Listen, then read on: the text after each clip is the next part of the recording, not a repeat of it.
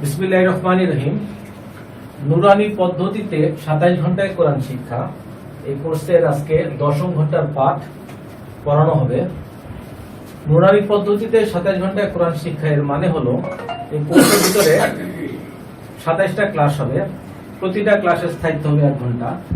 এভাবে 27টা ক্লাসে 27 ঘন্টায় আমরা ইনশাআল্লাহ আল কোরআন মোটামুটি সহিহ করতে শিখব। আমরা আজকে সরাসরি পাঠে চলে যাব। আচ্ছা, আমরা আমাদের স্ক্রিনের দিকে লক্ষ্য করি। এখানে লেখা আছে শব্দের প্রথমে, শব্দের মাঝে, শব্দের শেষে 29টি আরবি হরফের চেহারা। যেমন এখানে মূল আরবি হরফটা হলো আলিফ, বাংলা উচ্চারণ লেখা আছে আলিফ, বিচ্ছিন্ন আলিফ, প্রথমে আলিফ, মাঝে আলিফ, শেষে আলিফ। এরপর আমরা খেয়াল করি এখানে আছে হলো বা, এখানে বাংলা উচ্চারণ লেখা আছে বা, বিচ্ছিন্ন বা হলো এরকম। এরপর আমরা খেয়াল করি বা যদি প্রথমে আসে, অর্থাৎ কোন শব্দের প্রথমে যদি বা আসে তার চেহারা হবে এরকম, মাঝে আসলে বার চেহারা হবে এরকম, শেষে আসলে বার চেহারা হবে এরকম। এরপর হলো তা, প্রথমে যদি কোন শব্দের শুরুতে বা আসে, তা আসে, তাহলে চেহারা হবে এরকম। যদি মাঝে আসে তাহলে তার চেহারা হবে এরকম, যদি শেষে আসে তাহলে তার চেহারা হবে এরকম। কিভাবে চিনবো? লকটা দেখে চিনবো। এরপর হলো সা, যদি প্রথমে আসে তাহলে সার চেহারা এরকম, মাঝে আসলে সার চেহারা এরকম, শেষে আসলে সার চেহারা এরকম। এরপর একটু জিমটা ভালো করে খেয়াল করেন। জিম বিচ্ছিন্ন হওয়া অবস্থায় এরকম, প্রথমে আসলে এরকম, মাঝে আসলে এরকম, শেষে আসলে এরকম। এটা কিন্তু একেবারেই ভিন্ন রকম, খেয়াল করে দেখতে হবে। এরপর হলো হা, হা যদি প্রথমে আসে এরকম, মাঝে আসলে এরকম, শেষে আসলে এরকম। এরপর হলো খ, প্রথমে আসলে এরকম, মাঝে আসলে এরকম, শেষে আসলে এরকম। এরপর হলো দাল, প্রথমে আসলে এরকম, মাঝে আসলে এরকম, শেষে আসলে এরকম। এরপরে জাল, প্রথমে আসলে এরকম, মাঝে আসলে এরকম, শেষে আসলে এরকম। এরপর হলো র, প্রথমে আসলে এরকম, মাঝে আসলে এরকম, শেষে আসলে এরকম। এরপর হলো ঝা, প্রথমে আসলে এরকম, মাঝে আসলে এরকম, শেষে আসলে এরকম। এরপর হলো সিন, প্রথমে আসলে এরকম, মাঝে আসলে এরকম, শেষে আসলে এরকম। তারপরে এরপর হলো শিন, প্রথমে আসলে এরকম, মাঝে আসলে এরকম, শেষে আসলে এরকম। তারপর পেজে আমরা যাই। এরপর হলো সদ, সদ যদি প্রথমে আসে চেহারা হবে এরকম, মাঝে আসলে সদের চেহারা হবে এরকম, শেষে আসলে সদের চেহারা হবে এরকম। এরপরে দদ, প্রথমে আসলে হলো এরকম, মাঝে আসলে এরকম, শেষে আসলে এরকম। এরপর হলো ত, প্রথমে আসলে এরকম, মাঝে আসলে এরকম, শেষে আসলে এরকম। এরপর হলো জ, প্রথমে আসলে এরকম, মাঝে আসলে এরকম, শেষে আসলে এরকম। এরপরে হলো আইন, প্রথমে আসলে এরকম, মাঝে আসলে এরকম, শেষে আসলে এরকম। তিনটাই কিন্তু চেহারা একদম ভিন্ন, তাই না? প্রথমে আসলে চেহারা এরকম, মাঝে আসলে এরকম, শেষে আসলে এরকম। তিন রকমের দেখা যাচ্ছে, এগুলো আমরা মনে রাখার চেষ্টা করি ইনশাআল্লাহ। এরপর হলো গয়ন, প্রথমে আসলে এরকম, মাঝে আসলে এরকম, শেষে আসলে এরকম। এরপরে ফা, প্রথমে আসলে এরকম, মাঝে আসলে এরকম, শেষে আসলে এরকম। এরপর হলো কফ, প্রথমে আসলে এরকম, মাঝে আসলে এরকম, শেষে আসলে এরকম। এরপর হলো কাফ, প্রথমে আসলে এরকম, মাঝে আসলে এরকম, শেষে আসলে এরকম। কাফটা একটু ভিন্ন রকমের, এটা আমরা মনে রাখার চেষ্টা করি ভালো করে। প্রথমে আসলে এরকম, মাঝে আসলে এরকম, শেষে আসলে এরকম। এরপরে হলো লাম, প্রথমে আসলে এরকম, মাঝে আসলে এরকম, শেষে আসলে এরকম। এরপরে মিম, মিমের চেহারা তিন রকমের, প্রথমে আসলে এরকম, মাঝে আসলে এরকম, শেষে আসলে এরকম। এরপর হলো নুন, প্রথমে আসলে এরকম, মাঝে আসলে এরকম, শেষে আসলে এরকম। কিভাবে আমরা চিনবো? লকটা দেখে চিনবো। এরপর হলো ওয়াও, প্রথমে আসলে এরকম, মাঝে আসলে এরকম, শেষে আসলে এরকম। এরপরে হা, হাত কিন্তু তিন রকমের, ঠিক আছে? প্রথমে আসলে এরকম, মাঝে আসলে এরকম, শেষে আসলে এরকম। এরপরে হামজা, প্রথমে আসলে এরকম, মাঝে আসলে এরকম, শেষে আসলে এরকম। এরপর হলো ইয়া, প্রথমে আসলে এরকম, মাঝে আসলে এরকম, শেষে আসলে এরকম। এগুলো হলো আরবি যুক্তাক্ষরের চেহারা, যুক্তাক্ষরের চেহারা মূল চেহারা থেকে অন্যরকম, সেগুলো আমরা দেখলাম। এরপরে আমরা আমাদের মূল পাঠে চলে যাই। আজকে আমাদের দশম ঘন্টার পাঠ, মানে কোরআন কিভাবে পড়ার জন্য আল্লাহ বলছেন, আমরা একটু কারি সাহেবের কাছ থেকে শুনি। ওয়ারাত্তিলিল কুরআন তারতিলা। আমরা সূরা মুজাম্মিলের 4 নম্বর আয়াতের তেলাওয়াত শুনলাম। এর অর্থ হলো, তোমরা আল কোরআনকে তারতিলের সাথে পাঠ করো। তারতিল বলতে হরফ সমূহকে মাখরাজের সাথে নিয়ম কানুন মেনে থেমে থেমে পড়াকে বোঝায়। তারপর আমরা একটা হাদিস শুনবো। হাদিস আমি একটা শুনি কারি সাহেবের কাছে। ইন্নাল্লাহা ইউহিব্বু আন ইউকরাআল কুরআনু কামা আনজাল। আচ্ছা, এর অর্থ হলো, নিশ্চয়ই আল্লাহ তাআলা কোরআনকে ওইভাবে পড়া পছন্দ করেন যেভাবে তিনি তা নাজিল করেছেন। পরের পেজে যাই। আচ্ছা, এখন এই পাঠের মধ্যে কিছু কিছু প্রশ্ন আছে। প্রশ্নগুলো কঠিন কিন্তু উত্তরগুলো সহজ। যেমন আমাদের প্রথম প্রশ্ন হলো, আল কোরআন পড়তে গেলে সাধারণত কি কি ধরনের ভুল হয়ে থাকে? উত্তর হলো এই, আল কোরআন পড়তে গেলে আমাদেরকে সাধারণত 5 প্রকার ভুল থেকে সাবধান থাকতে হবে। এ ধরনের ভুলকে লাহানে জড়িয়ে যাবে।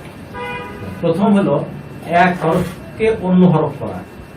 1 নম্বর হলো এক হরফকে অন্য হরফ পড়া, অক্ষরকে অন্য অক্ষরে পরিণত করে পড়া। যেমন এইখানে দেখেন আলহামদু আছে, এখানে আলহামদু আছে, এইখানেও হা আছে, এইখানেও হা আছে, দুইটা হার উচ্চারণযুক্ত ভিন্ন।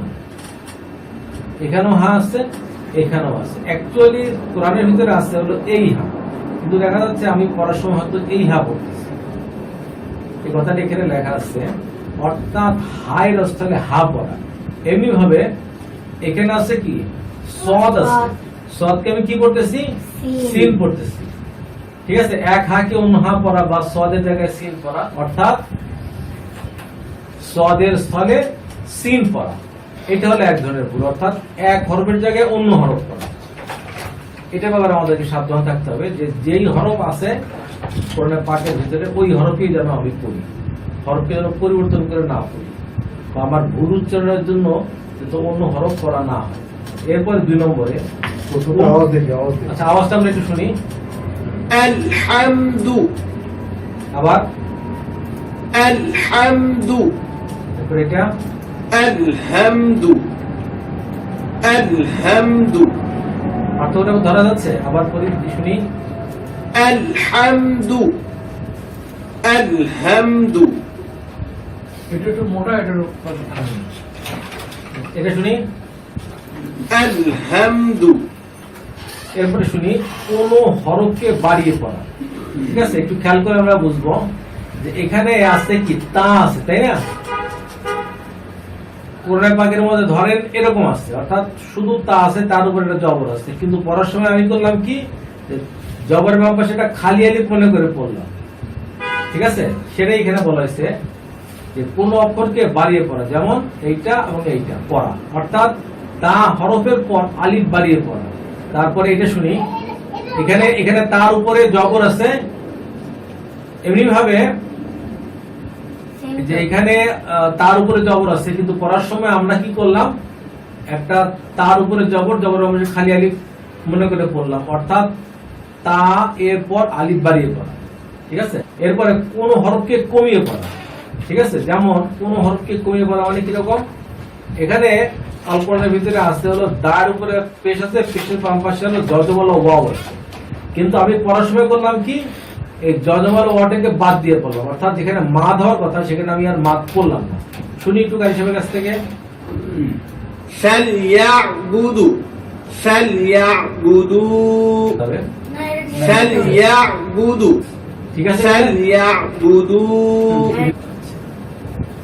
অর্থাৎ ওয়াও বাদ দিয়ে পড়ে। এমনি ভাবে আবার এটাও শুনি, যেমন এখানে মিমের বাম পাশে একটা কি খালি আলিফ আছে, কিন্তু পড়ার সময় আমি করলাম কি মিমের বাম পাশে খালি আলিফটা বাদ দিয়ে বললাম, অর্থাৎ যেখানে মা ধর কথা আমি মাত্রাকে বাদ দিয়ে বললাম। একটু শুনি। মাউন মাউন, তার মানে হবে হলো মিমের বাম পাশে খালি আলিফ অর্থাৎ মাদ হবে, কিন্তু আমি মাদ বাদ দিয়ে বললাম মাউন, কিন্তু আমি বাদ দিয়ে বললাম। তারপর স্যার ওটা উনি হইল না, এই যে আইন আছে, ওয়াও আছে, নুনের উপরে কি জবর না স্যার? না না বেশ না রিয়া জবর জবর। যদি থামা হচ্ছে এই জন্য ওটা সাকিব করে পড়া হয়েছে। ঠিক আছে, আচ্ছা, আমরা পরের পেজে যাই। আচ্ছা, খেয়াল করি এটার নাম হলো উলট পালট করে পড়া। জবর, জের, পেশ এবং সাকিন সমূহকে উলট পালট করে পড়া। যেমন আল কোরআনের ভিতরে এখানে বা নিচে কি আছে জে, কিন্তু আমি পড়ার সময় বা নিচে জবর দিয়ে পড়লাম, তাহলে এটা এক ধরনের ভুল। আবার বলতেছি, আল কোরআনের ভিতরে এখানে বা নিচে কি আছে জে, কিন্তু আমি পড়ার সময় কি বললাম বার উপরে জবর দিয়ে পড়লাম।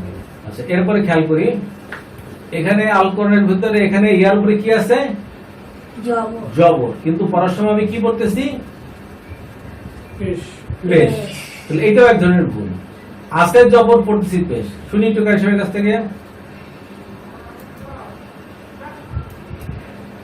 লাম ইয়ালিদ ঠিক আছে, লাম ইউলিদ ঠিক আছে, ঠিক আছে। আছে জবর পড়ার সময় পড়তেছি কি পেশ, তার মানে এটা ভুল পড়তেছি, তাই না? এখানে আবার পড়ি, আছে কি আছে হলো হার উপরে একটা জবর আছে, কিন্তু পড়ার সময় আমি কি পড়তেছি হার উপরে সাকিন মনে করে পড়তেছি। শুনি একটু কারিশমের কাছ থেকে। লাহাবিন লাহবিন বোঝা যাচ্ছে? আবার শুনি। লাহাবিন লাহবিন, তার মানে কি আছে হলো জবর, কিন্তু পড়ার সময় আমি এটাকে সাকিন মনে করতেছি, অর্থাৎ আমার পড়াটা ভুল হচ্ছে। আচ্ছা, এরপরে আবার দেখি আছে কি আছে হলো ফার উপরে সাকিন, কিন্তু পড়ার সময় আমি ফার উপরে জবর মনে করে পড়তেছি। ঠিক আছে, একটু শুনি কারিশমের কাছ থেকে। আফওয়াজা আফওয়াজা, মানে আছে হলো কি সাকিন, কিন্তু পড়ার সময় আমি জবর মনে করে পড়তেছি। ঠিক আছে, এটা হলো ভুল পড়া। তারপরে এখানে লামের নিচে কি আছে জের আছে, কিন্তু এখানে আমি পড়ার সময় কি লামের উপরে সাকিন মনে করে পড়তেছি। শুনি কারিশমের কাছ থেকে। ওয়ালিয়াদিন ওয়ালিয়াদিন, বোঝা গেছে না? আছে লামের নিচে জের, কিন্তু আমি লামের উপরে সাকিন মনে করে পড়তেছি। এটা এক ধরনের ভুল, মানে এটাকে বলে উলট পালট করে পড়া, এই ধরনের ভুল। হ্যাঁ, উপরে যাই। এটা হলো কি তাসদিদ যুক্ত হরফকে তাসদিদ বাদ দিয়ে পড়া। যেমন এইখানে আছে হলো কি ইয়ার উপরে একটা তাসদিদ আছে, তার উপরে জবর আছে। অ্যাকচুয়ালি আসতে হলো ইয়ার উপরে তাসদিদ, তার উপরে জবর, কিন্তু পড়ার সময় আমি কি পড়তেছি ইয়ার উপরে জবর মনে করে পড়তেছি। বোঝা যাচ্ছে? এই যে আমি বক্স করে দেখাইছি। হ্যাঁ, তো এটা একটু শুনি কারিশমের কাছ থেকে। ইয়াকা না'বুদু ইয়াকা না'বুদু, পার্থক্যটা বোঝা যাচ্ছে না? আবার শুনি। ইয়াকা না'বুদু ইয়াকা না'বুদু, পার্থক্য বোঝা গেছে হাসান? হ্যাঁ, ট্রেনে পড়া হয়নি। না টেনে পড়ার ব্যাপারটা না। ইয়েটা দুইবার উচ্চারণ হইবে। ইয়া আরে ধরছে কি আরে ই ইয়ার উপরে জবর আ ইয়া। ইয়া, এখানে টেনে পড়ার ব্যাপার কিন্তু না। এখানে আসতে হলো অ্যাকচুয়ালি ওই দুইবার উচ্চারণ হইবে স্যার, দুইবার উচ্চারণ হইবে। দুইবার উচ্চারণ হবে, একবার কিন্তু- খালি আর একবার রাইট কোষাও। রাইট। হাসান সঠিক বলছে। ইয়াকা না'বুদু ইয়াকা না'বুদু, ই আ হুম, নাকি স্যার? রাইট। ই অর্থাৎ আ তাজিদ থাকলে তো কি একটা হলো দুইবার উচ্চারণ হয়, দুইবার তাই না? উচ্চারণ হইবে। আর কিন্তু এখানে একবার উচ্চারণ আছে, যেহেতু তারদিদের উপর জবর, এটাকে আমি বাদ দিয়া মনে মনে শুধু তারদিদের উপরে জবর পড়তেছি। এটা তো বেশ, আর এটা তো জবর। না না, ব্যাপারটা তা না। এখানে ইয়ার উপরে কি আছে তারদিদ জবর আছে, তাই না? আর এখানে আছে কি ইয়ার উপর শুধু জবর আছে, তারদিদটা কিন্তু এখানে নাই। এই জন্য আমাদের পড়াটা ভুল হচ্ছে। ঠিক আছে, আর একবার শুনি। ইয়াকা না'বুদু إياك نعبد আচ্ছা, তারপরে তাজিদ যুক্ত হরফকে তাজিদ বাদ দিয়ে পড়া। যেমন এখানে আছে হলো ওয়াওর উপরে কি আছে, ডাবল জবর আছে, কিন্তু আমি পড়ার সময় ডাবল ওয়ার উপরে ডাবল পেজ দিয়ে পড়তেছি। ছিল ডাবল জবর, কিন্তু পড়ার সময় ডাবল পেজ দিয়ে পড়তেছি, আমার ভুল হচ্ছে। তারপরে একটু উপর দিকে উঠো। আচ্ছা, এখানে আউযুবিল্লাহ এবং বিসমিল্লাহ এর বর্ণনা, এটা একটু শুনি আমরা কারিশাবের কাছ থেকে। أعوذ بالله من الشيطان الرجيم প্রশ্ন হলো যে আউযুবিল্লাহি মিনাশ শাইতানির রাজিম কখন পাঠ করা জরুরি? উত্তর, কোরআন শরীফ তেলাওয়াত করার পূর্বে, কারণ আল্লাহ পাক ইরশাদ করেছেন। কোরআন রাশিদের কাছ থেকে শুনি এই তেলাওয়াতটা। فإذا قرأت القرآن فاستعذ بالله من الشيطان الرجيم পরের পৃষ্ঠায় যাই। অর্থাৎ যে একটা তেলাওয়াত হলো তার অর্থ হলো, অর্থাৎ আপনি যখন আল কোরআন পাঠ করতে ইচ্ছা করবেন তখন বিতাড়িত শয়তানের অনিষ্ট হতে আল্লাহর নিকট আশ্রয় প্রার্থনা করুন। সূরা নহল আয়াত হলো ৯৮। এর মানে হলো এই যে আমাদেরকে আল কোরআন পড়তে শুরু করার আগে প্রথমে একবার আউযুবিল্লাহর সাথে বিসমিল্লাহ পড়ে নিতে হবে। ঠিক আছে? আচ্ছা, এরপর হলো প্রশ্ন ৩। এই বিসমিল্লাহটা আমরা একটু কারিশাবের কাছ থেকে শুনি। بسم الله الرحمن الرحيم আচ্ছা, এই বিসমিল্লাহির রহমানির রহিম কখন পাঠ করা জরুরি? উত্তর হলো সূরা তওবা ব্যতীত সকল সূরার শুরুতে বিসমিল্লাহ পড়া জরুরি। সূরা তওবার শুরুতে কোনো বিসমিল্লাহ নাই, এছাড়া সবগুলা সূরার শুরুতে বিসমিল্লাহির রহমানির রহিম আছে। অতএব এই বিসমিল্লাহির রহমানির রহিম আমাদেরকে সব সূরার মধ্যে পড়তে হবে, সূরা শুরু করার আগে, শুধুমাত্র সূরা তওবা ব্যতীত। সূরা তওবা একটা, আর সূরা নাম হলো সূরা তওবা। প্রশ্ন ৪। আচ্ছা, গুন্না আদায় করার সময় নাকের ভিতরে আওয়াজ কত সময় পর্যন্ত স্থির রাখতে হবে? আবার বলতেছি, গুন্না আদায় করার সময় নাকের ভিতর আওয়াজ কত সময় পর্যন্ত স্থির রাখতে হবে? উত্তর, গুন্নার আওয়াজের স্থায়িত্ব হবে ১ আলিফ বা ১ সেকেন্ড। আচ্ছা, প্রশ্ন নম্বর ৫। ১ আলিফ পরিমাণ জানবার নিয়ম কি? উত্তর, সহজ নিয়ম এই যে খোলা আঙুলকে মধ্যম নিয়মে, অর্থাৎ না খুব তাড়াতাড়ি আর না খুব ধীরে বন্ধ করতে, অথবা বন্ধ আঙুলকে খুলতে যে সময় লাগে সেটাই ১ আলিফের পরিমাণ। কিছু কারি ১ আলিফকে ১ সেকেন্ড পরিমাণ বলেও মন্তব্য করেছেন। আচ্ছা, এবার প্রশ্ন হলো ইকফার অর্থ কি? আমরা সামনে ইকফার হরফ পড়ব, এখন জেনে নিচ্ছি। ইকফা অর্থ গোপন করা, অর্থাৎ কোন সাকিন হরফকে ইজহার ও ইদগামের মধ্যবর্তী অবস্থায় গুন্নার সাথে আদায় করা। ইকফার উচ্চারণ অনেকটা অনুসারের মতো।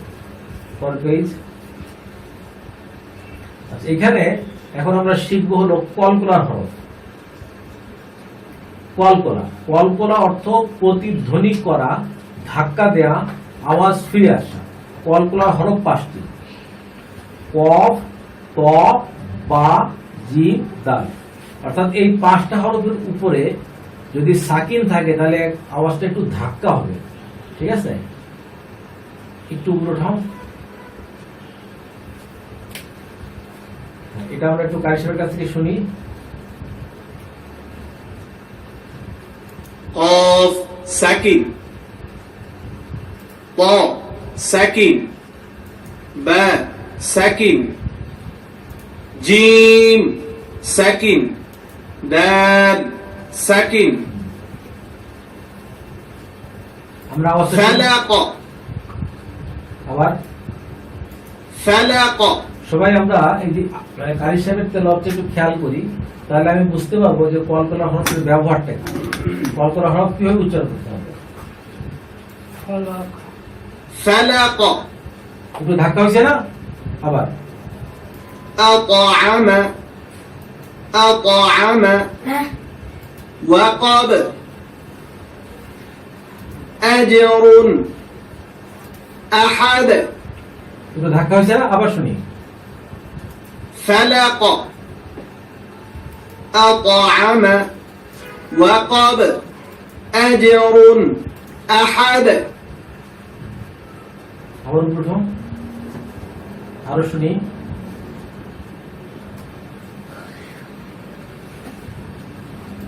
خلق بطش كسب فجر صمد আচ্ছা, এবার আমরা নিজেরা নিজেরা একটু বলি এখান থেকে। হাসান বলো দেখি, হাসান স্যার বলো দেখি। উৎসিমু হয়েছে, কিন্তু এখানে কিন্তু কল্পনাটা করা হয় না। ও ও এরকম হবে, ও ও সিমু। আর তুমি সিনের মধ্যে মাত করে ফেলছো, মাত করা যাবে না। ঠিক আছে? আমি পর মানে ইতি ঠিক আছে স্যার, হ্যাঁ, মাত্র basic পাওয়া যাবে ঠিক আছে, কিন্তু মাত করা যাবে না। আর একটু কল করার মতো উচ্চারণ হবে, ও ও সিমু। তারপর আমি বলো এটা লুৎফাতিন লুৎফ, একটু ধাক্কা হবে। এই যে লুৎফ, একটু ধাক্কা হবে। লুৎফাতিন ফাতিন। কারি শব্দটা শুনি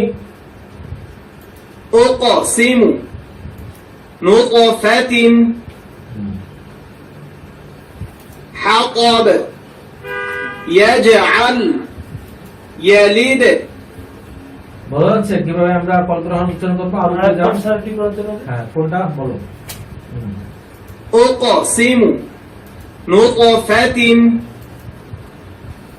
حطب يجعل يلد উপরে যাও।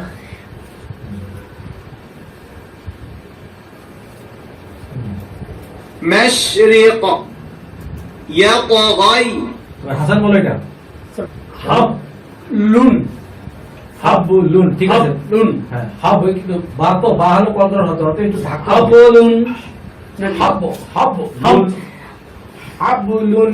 হাবলুন মানে কলকলার হরফ যেটা, অর্থাৎ কফ তা বা জিম দাল, এই পাঁচটা হলো কলকলার হরফ। কলকলার হরফের যখন থাকে, ঠিক আছে? আবার শুনি হাবলুন হাবলুন। তারপরে হাবলুন আবু বলো সাজ রাতুন জাজ রতুন। সাজ রাতুন তারপরে মাসাদ মাসা দমুদে, যেখানে এই যে কফতা বা জিম দাল, এই যে পাঁচটা হরফ আছে, এইটার হরফের মধ্যে সাকিন থাকলে একটু ধাক্কা দিয়ে করতে হবে। মাসা দো, মাসা দো। মাসাদ গাড়ি সেবিটা কি করছে? কারি সাহেবটা শুনি مشرق يطغي حبل زجرة مسد পর্বে যাও। আচ্ছা, এবার শুনি ওয়াকফ করা কাকে বলে? আল কোরআন পড়তে পড়তে থেমে যাওয়াকে ওয়াকফ করা বলে। ওয়াকফের আলামত কি কি এবং কোন কোন আলামতের উপর ওয়াকফ করা সবচেয়ে উত্তম? ঠিক জায়গায় ওয়াকফ করা অর্থাৎ থামা উচিত। আল কোরআনের মধ্যে যেখানে নিম্নলিখিত চিহ্ন আছে সেখানে ওয়াকফ করা উত্তম। যেমন উঠাও,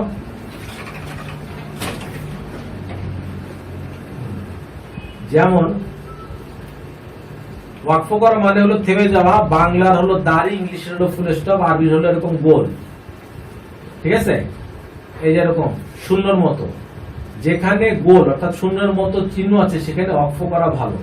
তারপরে ওয়াকফ করার গ্রহণযোগ্য চিহ্ন হলো মিম। এই চিহ্নগুলোকে আমরা অনেকটা বাংলা বা ইংলিশের কমার মতো মনে করতে পারি। তো কমাতে আমরা যেমন থামি, এখানে এরকম থামতে হবে। তারপরে ওয়াকফ করার গ্রহণযোগ্য চিহ্ন মিম, যেটা ওয়াকফে ওয়াকফ লাজিম বোঝায়। তারপরে ত, ত যেটা ওয়াকফকে মুতলাক বোঝায় ইত্যাদি।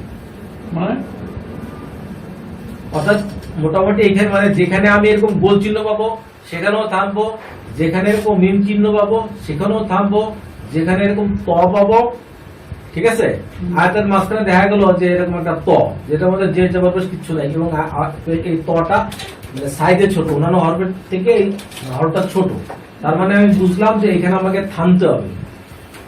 ঠিক আছে, এরকম। এরপরে পূর্ণ কোরআন শরীফে কত জায়গায় সাক্তা আছে সেটা বলতেছি। পূর্ণ কোরআন শরীফে 4 জায়গায় সাক্তা আছে। প্রশ্ন নম্বর 10, সাক্তা কাকে বলে? সাক্তা বলতে নীরব হওয়া, অর্থাৎ শ্বাস জারি রেখে তেলাওয়াত মাঝখানে আওয়াজ বন্ধ করে কিছু সময় পর্যন্ত নীরবতা অবলম্বন করে পুনরায় পড়া শুরু করাকে বোঝায়। আবার বলতেছি, সাক্তা বলতে নীরব হওয়াকে, অর্থাৎ শ্বাস জারি রেখে তেলাওয়াতের মাঝখানে আওয়াজ বন্ধ করে কিছু সময় পর্যন্ত নীরবতা অবলম্বন করে পুনরায় পড়া শুরু করাকে বোঝায়। সামনে সাক্তার পাঠ আমাদের আসছে, তখন আমরা প্র্যাকটিক্যাল বুঝতে পারবো যে সাক্তা জিনিসটা কি। আচ্ছা, প্রশ্ন 11, যে 4 জায়গায় সাক্তা হয় সেগুলো কোথায়? ঠিক আছে, উত্তর 1, সূরা কাহফের শুরুতে এই যে সাক্তা, এটা যে সিন কাফ তা হা, এটাকে বলে হলো সাক্তা। এই যে একটা সাক্তা আছে, এই যে একটা সাক্তা আছে, এই যে একটা সাক্তা আছে, এই যে একটা সাক্তা আছে। 2 নম্বর সাক্তা আছে সূরা ইয়াসিনের ভিতরে, এইখানে। 3 নম্বর সাক্তা আছে সূরা কিয়ামার ভিতরে, এইখানে। 4 নম্বর সাক্তা আছে সূরা মুতাফফিফিনের, এইখানে।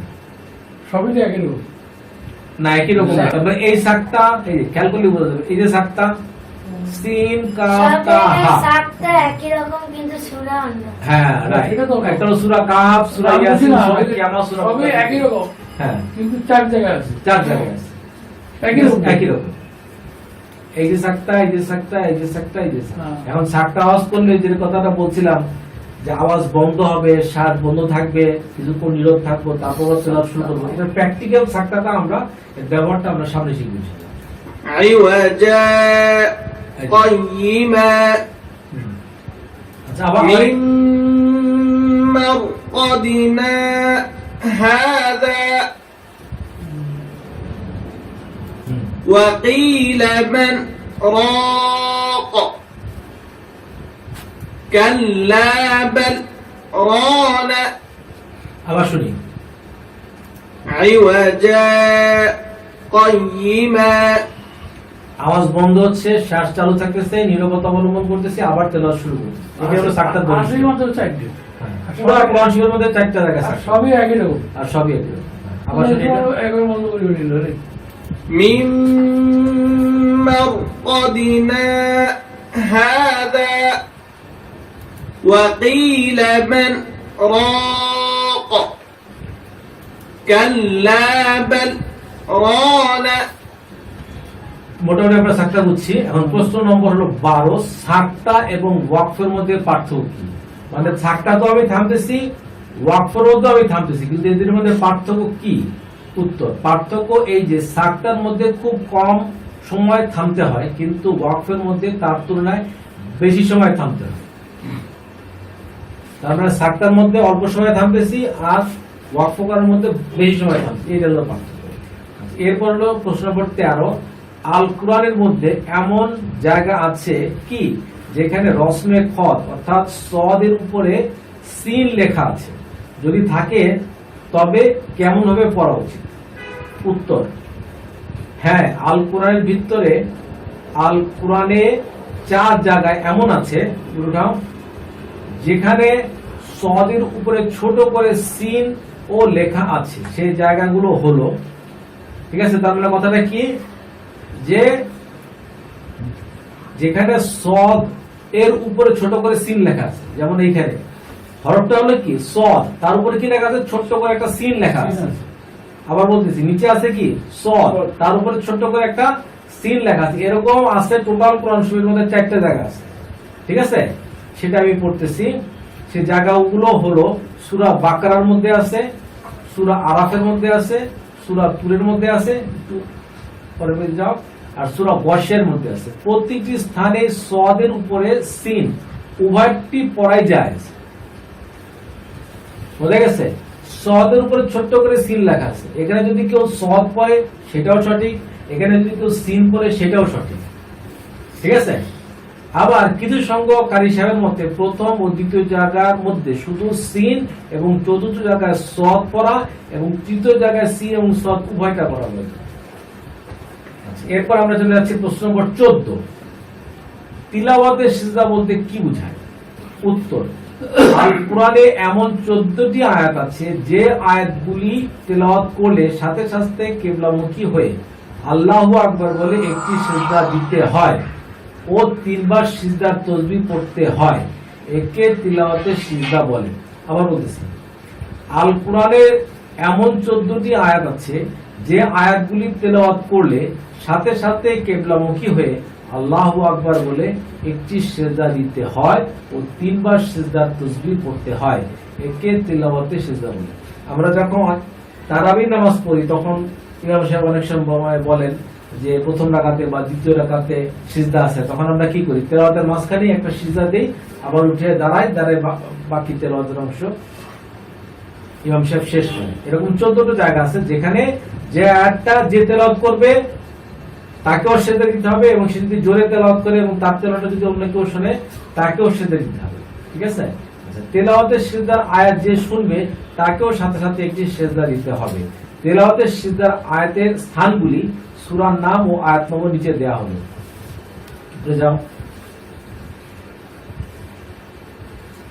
আমরা দেখলে বুঝতে পারতেছি। সূরা আরাফ আয়াত নম্বর 206, সূরা বনী ইসরাঈল আয়াত নম্বর 109, সূরা আল ফুরকান আয়াত নম্বর 60, সূরা সদ আয়াত নম্বর 24, সূরা ইনশিকাক আয়াত নম্বর 21, সূরা রাদ আয়াত নম্বর 15, সূরা মরিয়ম আয়াত নম্বর 58, সূরা নামল আয়াত নম্বর 26, সূরা হামিম সিজদা আয়াত নম্বর 38, সূরা আলাক আয়াত নম্বর 19, সূরা নাহল আয়াত নম্বর 50, সূরা হাজ আয়াত নম্বর 18, সূরা সিজদা আয়াত নম্বর 15, সূরা আন-নাজম আয়াত নম্বর 62। এই সমস্ত আয়াতগুলো যদি আমি তেলাওয়াত করি তাহলে আমাকে সাথে সাথে কিবলামুখী একটা সিজদা দিতে হবে এবং এই তেলাওয়াতটা যে শুনবে তাকেও সাথে সাথে কিবলামুখী একটা সিজদা দিতে হবে এবং সিজদার তাসবিহ করতে হবে। উপরে উঠো, উপরে উঠো। আচ্ছা, ঠিক আছে। এখন কালেমা তৈয়ব, যে কারণে আমরা যে কালেমা পড়ে আমরা মুসলমান হয়েছি সেই কালেমাটা এখানে আছে, সেটা আমরা কারি সাহেবের কাছ থেকে শুনবো।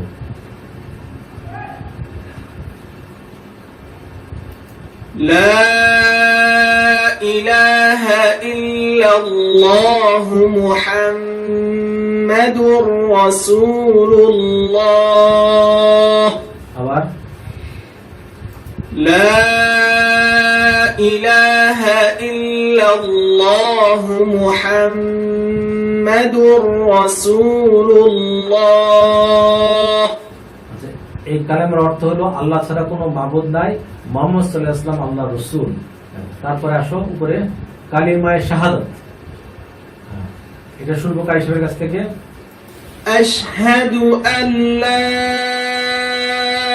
ইলাহা ইল্লাল্লাহু ওয়াহদাহু লা শারীকা লাহু ওয়া আশহাদু আন্না মুহাম্মাদান আবদুহু ওয়া রাসূলুহু। আবার আশহাদু আল্লা ইলাহা ইল্লাল্লাহু ওয়াহদাহু লা শারীকা লাহু ওয়া আশহাদু আন্না মুহাম্মাদান আবদুহু ওয়া রাসূলুহু। আচ্ছা, উপরের দিকে যাও। কালেমা শাহাদাতের অর্থ আমরা শুনি। আমি সাক্ষ্য দিতেছি যে আল্লাহ ব্যতীত অন্য কোনো উপাস্য নেই, তিনি অদ্বিতীয়, তার কোনো শরীক নাই, এবং আমি আরো সাক্ষ্য দিতেছি যে নিশ্চয়ই মুহাম্মদ সাল্লাল্লাহু আলাইহি ওয়াসাল্লাম আল্লাহর বান্দা ও রাসূল। উপরে যাও। পরীক্ষা আমার একটু জিজ্ঞাসা ছিল, বলো। লুহু হইলো কাছে লাস্টে, হুয়ার কথা না স্যার, হুয়ার কথা, এটা অ্যাকচুয়ালি লু হওয়ার কথা। নুরানি ঘন্টায় কোরআন শিক্ষা, এই বইটা বিভিন্ন দোকানে পাওয়া যায়, আর এই নম্বরে ফোন করলে এই বইটা হোম ডেলিভারি দেওয়া হয়। বইটার দাম হলো 200 টাকা। আর ভারতের পাঠকরা এই বইটা এই নম্বরে ফোন করে ঘরে বসে হোম ডেলিভারি দিতে পারেন। আর যারা ওয়েবসাইট ব্যবহার করেন www.quranebishwa.com এই ওয়েবসাইট থেকে এই বইটা ফ্রি ডাউনলোড করতে পারবেন। যারা অ্যান্ড্রয়েড মোবাইল ব্যবহার করেন তারা প্লে স্টোর থেকে বাংলা কোরআন লিখে সার্চ দিলে পরে এই বইটা অ্যাপস হিসেবে ডাউনলোড করতে পারবেন। তো আজকের পাঠ এখানেই শেষ, আগামী দিন আবারও দেখাবো ইনশাআল্লাহ। আসসালামু আলাইকুম। ওয়ালাইকুম আসসালাম। চলো।